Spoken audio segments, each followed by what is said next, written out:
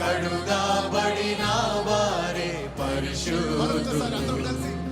గొర్రె పిల్ల రక్తములో కడుగబడిన వారే పరిశుద్ధులు. పరిశుద్ధుడా యేసయ్యా నన్ను శుద్ధి చేయుమయా. పరిశుద్ధుడా యేసయ్యా నన్ను శుద్ధి చేయుమయా.